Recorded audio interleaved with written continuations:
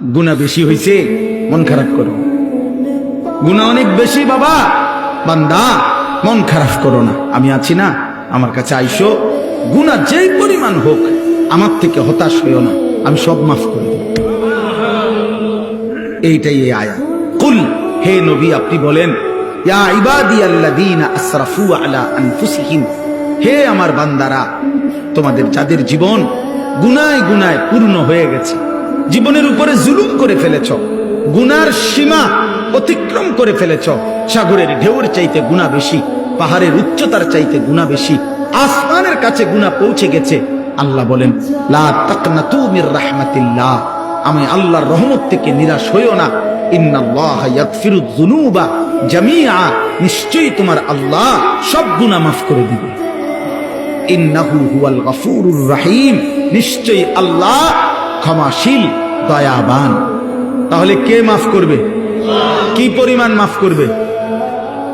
অর্ধেক, 80 ভাগ, কত ভাগ? 100 ভাগ, সব মাফ। আল্লাহ বলছে বান্দা সব মাফ করে দেব, সব। কারো কাছে যাইও না, আমার কাছে আসো। এখন শর্ত হইল, প্রশ্ন হইল, মালিক কি করতে হবে আমাকে? যদি মাফ নিতে হয় আমার করণীয় কি? তো আল্লাহ বলেন 3টা কাজ। কয়টা? 1, ওয়া আনিবু ইলা রাব্বিকুম, তোমরা তোমাদের রব আল্লাহর নিকটে তওবা করো। কি করো? এই আনিবু মানে ইনাবাত, মানে তওবা, রুজু, তোমাদের রবের কাছে ফিরো, তওবা করো। তওবা কিভাবে করে? 3 ভাবে। কয় ভাবে? 1, আপনি এই 3 জিনিস একসাথে করলে তওবা হয়, মনে রাখবেন। 1 নাম্বার, কলিজা দিয়া, দিল থেকে। মনে রাখবেন আপনার কলিজার শেষ অংশটাও দিলের শেষ শব্দ আল্লাহ শুনে, তাহলে অন্তর দিয়ে আপনাকে প্রথম বলতে হবে আল্লাহ আমি সমস্ত গুনাহ ছেড়ে দিলাম। 2, আর করব না, ওয়াদা দিলাম। 3, আমি লজ্জিত মাওলা, আমি মাফ চাইলাম। আল্লাহ বলে যদি 100 দিল থেকে বাস্তবিক অর্থে গুনাহ ছেড়ে দিয়ে আর করবা না, ওয়াদা দিয়ে মাফ চাইতে পারো, আমি আল্লাহ ওয়াদা দিলাম সব মাফ করে দিলাম। অতএব আমাদের অন্তরের হালাত আল্লাহ জানে কিনা? বলেন না, জানে কিনা? তিনি সব বুঝে কিনা?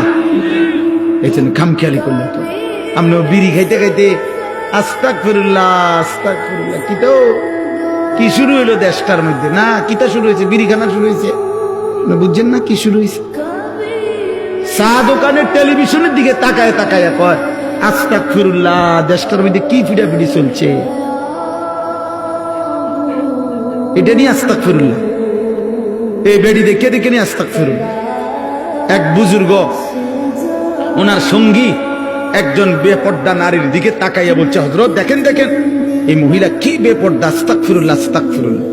ওই আল্লাহওয়ালা ওই লোককে বলছে, ভাই তেরি আস্তাগফিরুল্লাহ পর আস্তাগফিরুল্লাহ, তোমার আস্তাগফিরুল্লাহর উপরে আস্তাগফিরুল্লাহ। এ কেসা আস্তাগফিরুল্লাহ? এটা কি ধরনের আস্তাগফিরুল্লাহ? বেড়ির দিকে ছাইয়া রইছো আবার কও আস্তাগফিরুল্লাহ। আরে ভাই পেলে তো নজর হটাও, ফের আস্তাগফিরুল্লাহ পড়ো। আগে তো চোখ সরাও, আগে তো মহিলার থেকে নজর সরাও, এরপরে না কইবা আস্তাগফিরুল্লাহ। ছাইয়া ছাইয়া আগ করে রইছো, কয় আস্তাগফিরুল্লাহ। এই জন্য আপনার পকেটে সুদের টাকা, আপনার দোকানে মাত্র তুইয়া আইছেন সুদের টাকা, এবার ইমাম সাহেবের লগে ডোলে আস্তাগফিরুল্লাহ রাব্বি, ডোলেন কিতেন, কার লগে মস্কারি করেন? হ্যাঁ, কার লগে কনিডি? ইমাম সাহেবের। হ্যাঁ, ইমাম সাহেব মাফ করে নাকি? গুনাহ মাফ করে ইমাম সাহেব? তো যিনি মাফ করে উনিয়া দোহানে টেহারি দেখছে না, কথা বুঝেন না? যার কাছে মাপ চাইতেছেন উনি কইতারে না যে পকেটে যে টাকা।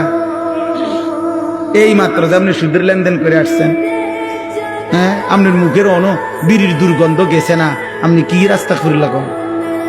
আস্তাগফিরুল্লাহ থেকে তো গন্ধ বাইরে। এই জন্য